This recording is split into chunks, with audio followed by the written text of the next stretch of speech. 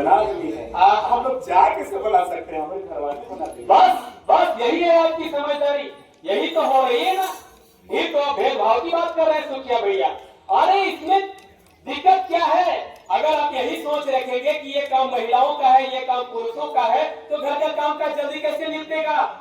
बच्चे को पढ़ने का सही समय कैसे मिलेगा? अरे सुखिया भैया, आप हमको देखिए, मैं मास्टर हूँ, अच्छा, फिर भी घर का सारा काम करता हूँ। कभी मौका मिला तो चूल्हा चौका भी करता हूँ, गोबर गोइठा भी कर लेता हूँ, और तो कभी मैडम का कपड़ा भी सीख देता हूँ। मास्टर साहब इतना कुछ कर लेते हैं? तो मास्टर साहब हम भी कल से अब घर में जितना खाना पीना है, कपड़ा लाता सब में हम लोग बिल्कुल बिल्कुल ये तो कहते हैं आपको बांट कि लेंगे। जब आप अपने हाथ से चाय बनाइएगा तभी पिएंगे। ठीक है, तो चलते हैं। ठीक है, नमस्कार नमस्कार नमस्कार। चंदा की बात सुन ली ना? अरे चंदा पिता को अच्छा से समझा दो, कल तो वो स्कूल जाएगी। अब ठीक ना? ठीक। आज हमारे घर के आसपास बहुत सारी बेटियां रहती हैं। ये हमारे बीच चल करके आए हैं हम लोगों को जागरूक करने के लिए। सभी के घर में बेटी है, बेटा है, लेकिन हम क्या सोचते हैं, हमारी सोच होती है कि बेटा को पढ़ाएंगे तो वो हम लोग को खिलाएगा पिलाएगा, हमारा पोषण करेगा। लेकिन बेटी को क्या करना है, वो तो पराया धन है। जितना जल्दी हो सके अपनी जिम्मेवारी से हम लोग मुक्त हो जाते हैं, बेटियों की शादी कर देते हैं। लेकिन ये हमारे बीच आप लोग को ये समझाने आए हैं कि ये कानूनी अपराध है। बेटा को भी जन्म देने में माँ को उतनी ही तकलीफ होती है, बेटी को भी जन्म देने में माँ को उतनी ही तकलीफ होती है जितना कि एक बेटे को जन्म देने में होती है। बेटी भी उसी तरह जन्म लेती है, उतनी ही तकलीफ से। उसके भी 2 हाथ 2 पैर 2 आंख होते हैं, उनको भी कष्ट से ही जन्म दिया जाता है। उनके पालन पोषण में भी उतना ही तकलीफ उठाना होता है जितने की एक बेटे के पालन पोषण में तकलीफ उठाना है। तो फिर हम दोनों को अलग अलग परवरिश क्यों दें? हमारा समाज किससे है? बेटियों से है।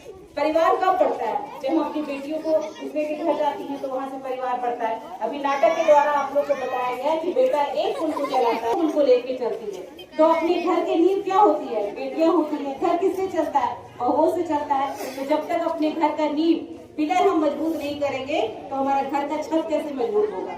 तो ये मेरे और आपके हाथ में है। अपनी बेटियों का बचपन नाचीने कितना अच्छा लगता है, टीवी में देखने में कितना बेस्ट लागो।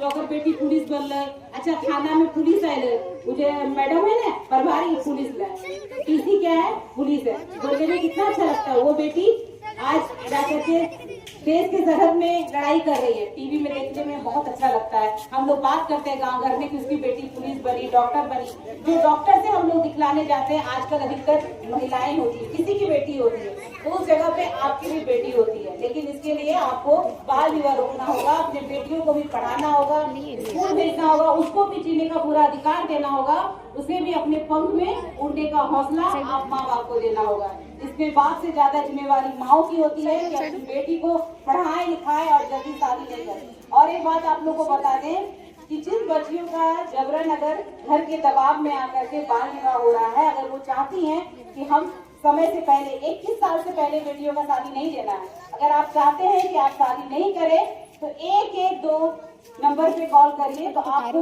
पुलिस हेल्पलाइन है वो, जो आपको मदद करेगा और आपके होने वाली शादी को रोकेगा। और उसमें सिर्फ उसके माता पिता ही उसके अपराधी नहीं है, बल्कि उस शादी में आने वाले जो गाना बजाने वाली चाचियां हैं, जो गीत गाती हैं, जो खाने वाले मेहमान हैं, जो शादी कराने वाले पंडित हैं, वो सब दोषी हैं। हम भी अगर उस शादी में शरीक होते हैं और अपना फोटो खिंचवा के सोशल मीडिया में लगा रहे हैं तो हम भी बराबर के अपराधी हैं। कानून मेरे पे भी एक्शन लेगा और हमको भी उसका बराबर सजा मिलेगा। इसीलिए आपके हाथ में है, बच्चियों का भविष्य नहीं छीने। अगर बेटा आपको खिला सकता है तो आज के दौर पे बेटी भी आपको खिला सकती है।